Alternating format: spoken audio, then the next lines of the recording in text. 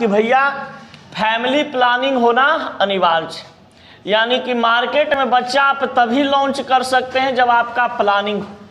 आजकल वही हो रहा है, शादी के पहले ही बहुत सारे लोग क्या कर ले रहे हैं, फैमिली प्लानिंग अपना बना ले रहे हैं कि नहीं अभी नौकरी करेंगे, हस्बैंड भी नौकरी, वाइफ भी नौकरी, या वाइफ रहे घर में तो उसका कोई बिजनेस सेट कर देंगे, समझ गए, हम जॉब करेंगे तो बच्चा को आगे यहाँ पे रखेंगे, ऐसे करेंगे, एक बच्चा 7 साल के अंतराल पे रहेगा, दूसरा बच्चा 7 साल के बाद होगा, ऐसे मतलब बहुत सारा चीज़ सोच लेता है, समझ गए।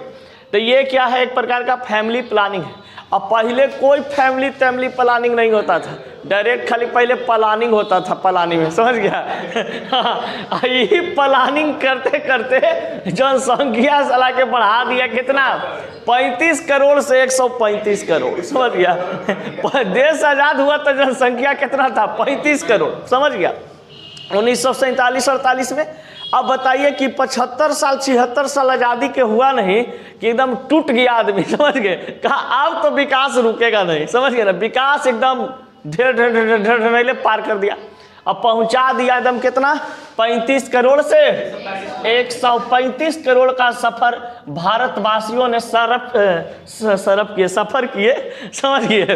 अब ये सफ़र करने के बाद उनको अब कुछ समझ में आ रहा है कि भैया ये फैमिली प्लानिंग बहुत ही क्या है, ज़रूरी चीज़ है। अगर ये हमारा दादा देख लेते या पापा देख लेते तो टेंशन नहीं रहता, लेकिन उन लोग के कोई टेंशन नहीं था, वे हो तो जो देखा जाए तो बाद में, हाँ। लेकिन अब क्या है कि नहीं, अब धीरे धीरे हम लोग एजुकेटेड हो रहे हैं, बातों को समझ रहे हैं। तो जब तक कहा गया नहीं है कि जब तक अपना पर नहीं बीतता है ना, जब तक कोई भी चीज़ को लगता है कि बे वो तो हल्के है। लेकिन जनसंख्या कम रखना सही बात है कि कम परिवार का होता है, सुखी परिवार होता है, समझ गए।